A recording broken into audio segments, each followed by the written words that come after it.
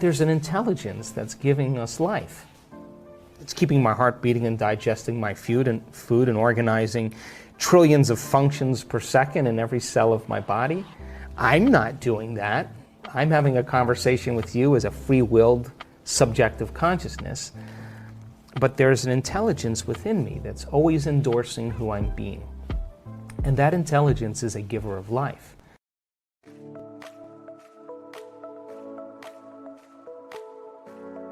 Welcome to Good Vibes. We are dedicated to raise your vibration to make you inspired and make your day. Before we start, hit the subscribe button and the bell button next to it.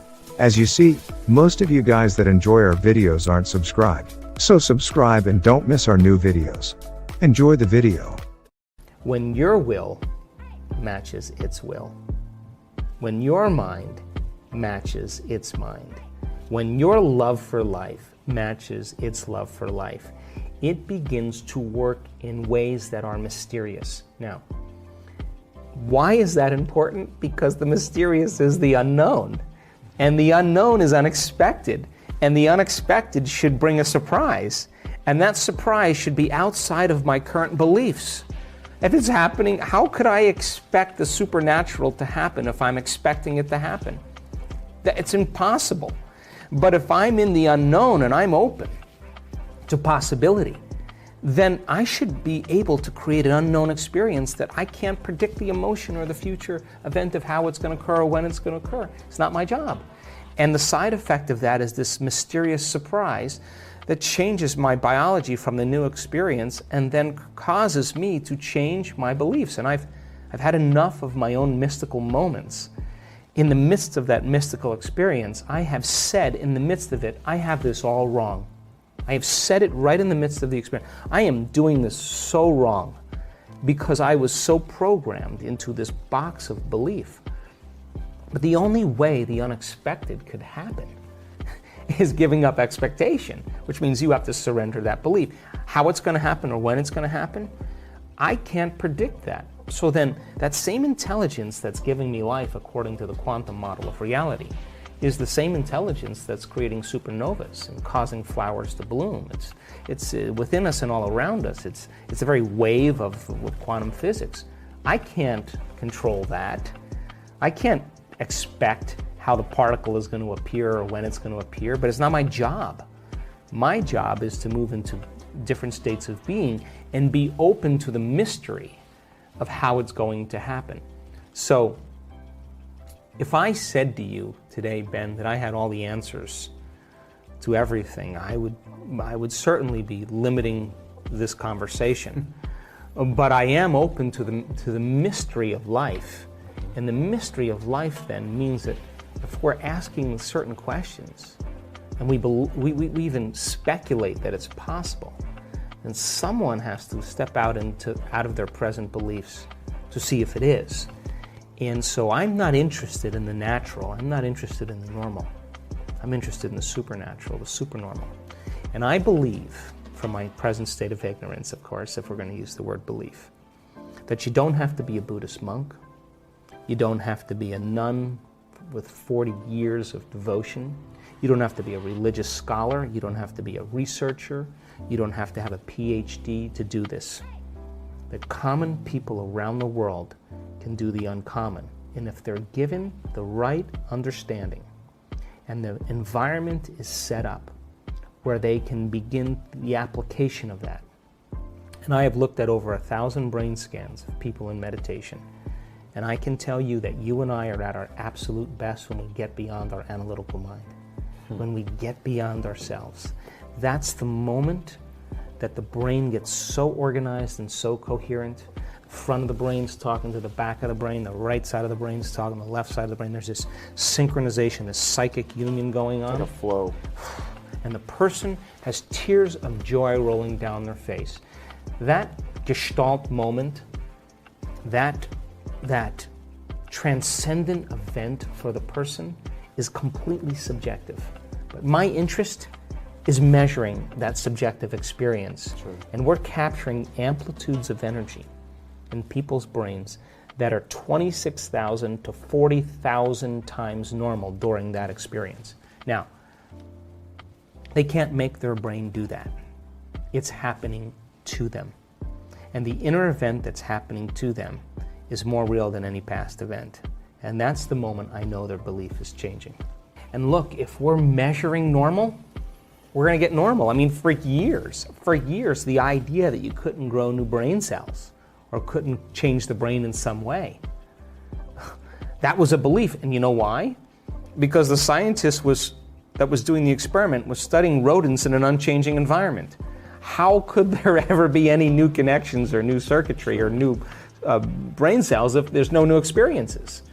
So I think in the age of information, in the age of technology, ignorance is a choice. And people are beginning to go, hey, I don't need my doctor to tell me about this. I can get on the internet and read it. Hey, I'm going to read a book on quantum physics and I'm going to ask the mysterious questions. I'm going to step outside of convention myself. So once you step outside of convention, you will be considered foolhardy or insane until you're able to produce some type of change. Then you're considered a saint, a holy man, a mystic, a genius. Dare to be original. So I think the camp is divided in a very big way. That's the reason why I'm doing all the measurements. Yeah. Because I want people to understand that the person that healed themselves of that condition, that traumatic brain injury, I want to show you that their brain is better. They're not just saying I feel better. No, they are better. I want them to see that. Now, they didn't do that with a drug. They didn't do that with a therapy. They didn't do that with anything except by thought alone. And they made those biological changes. So, to answer the question, the camp is divided in many ways. The old paradigms, and then the new understandings and the new paradigms. And then there's this little kind of bridge in between, and we're only as good as the people that are willing to execute it. In other words, you got to be skilled at this, right? You got to be skilled at this. So if you're not skilled at it, we're not going to see any changes. So imagine 500 people or 450 people coming to an event, a workshop, and we are going to help them cross that river and to become conscious of their unconscious thoughts. You know, the ones that say you can't, it's too hard, this will never happen, I can't change, I'm too this, I'm too old, I'm too that. Get beyond what their habits are, what they say unconsciously. Do they complain? Do they blame? Do they make excuses? Do they feel sorry for themselves? They're a program. They talk about others. Then look at their emotional states. Oh my God, I've been guilty for the last 30 years. I didn't even know I was guilty. It just felt like me. I've been unworthy. I didn't even know I was unworthy. It just felt like who I am. And all of a sudden, they start becoming conscious of that. And then they start creating a new change for themselves. And one by one, you start seeing these breakthroughs. You start measuring those breakthroughs. You get people on the stage talk about their breakthroughs, show their brain scan, show their heart rate monitor, show the energy change. And I guarantee you, just like an infection can create a disease in a community, I believe that wellness can be as infectious as disease. And you start seeing dramatic changes happening in a small community of people who are outside of the conditioning of their environment. The science has to be done to measure it, but the measurements are only as good as our students. And if they're not doing the work, if they're not developing the ability to sustain brainwave states, if they're not getting beyond their analytical mind, because what separates the conscious mind from the subconscious mind is the analytical mind. And if a person doesn't get beyond their analytical mind, they'll still think within their belief. And I've measured enough brains to tell you is that when you think within your belief, or you think within those limited emotions, you are going to make your brain worse, without a doubt. It's only when you transcend that analytical mind that you start falling in to those subconscious programs and you begin to step into the autonomic nervous system where you can change your chemistry and your biology. So then if our students aren't good at doing that, then it's still a philosophical concept, pie in the sky principles. But what we want to do is we want to give people the knowledge, the information, and blend the sciences of possibility, whether it's quantum physics or neuroplasticity or neuroendocrinology or epigenetics or whatever it is, hormonal changes, psychoneuroimmunology. We want to give them the information and have them reason it. We want them to be able to turn to someone next to them and explain what they just learned, so they wire it in there. Sure. We want to give them the instruction and have them review the instruction, and then we want to put them into the experience. Not everybody is going to have the experience, but all we need is a few. And if that person or a series of people have that experience, that transformation, and we measure that transformation, that's more information to teach transformation the next time, because I can understand what took place. So our work is only as good as our students' ability to regulate and change those states. But I do know that if you give people the opportunity and they have enough times in their environment to apply it, you'll start seeing those transformations occur. And now we're stepping outside the paradigm of the human beings are limited, they're powerless, they need these external things to take care of them. I think it's time that we start taking a little bit more responsibility.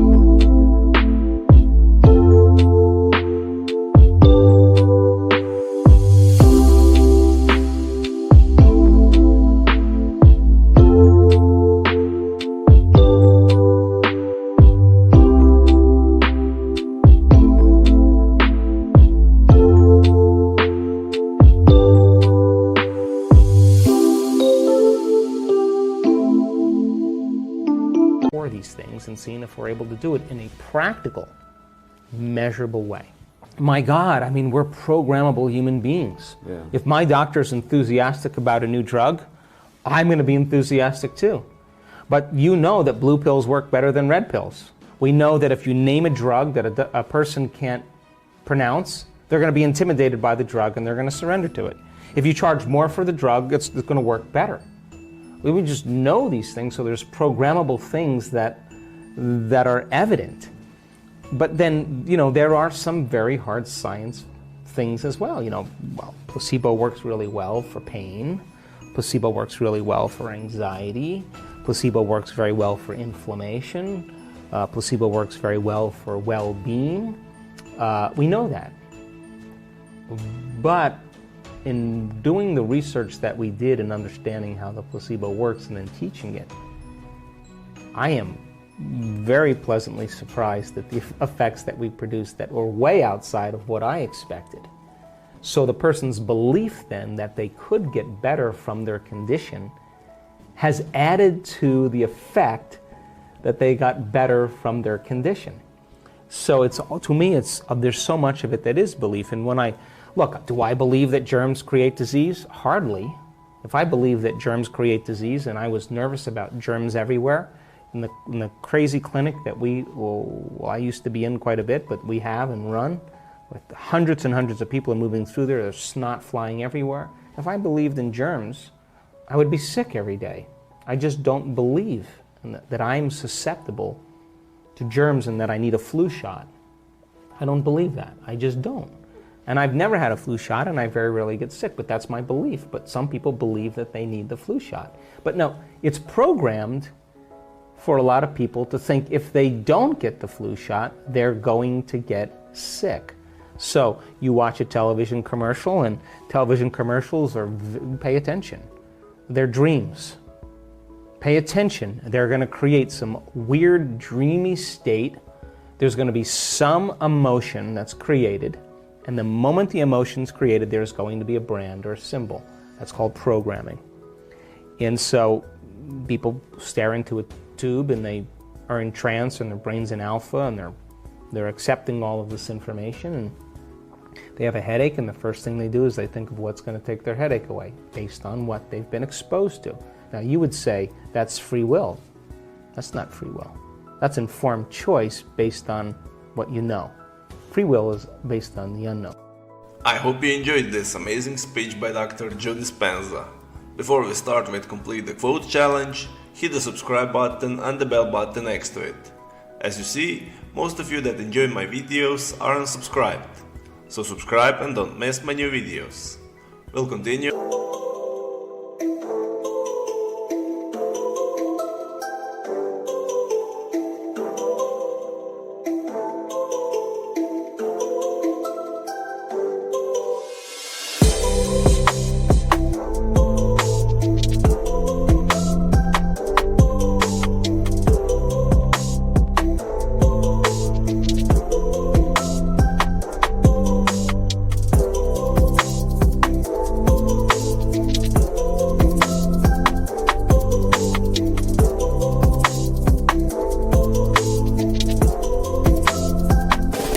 With our daily challenge.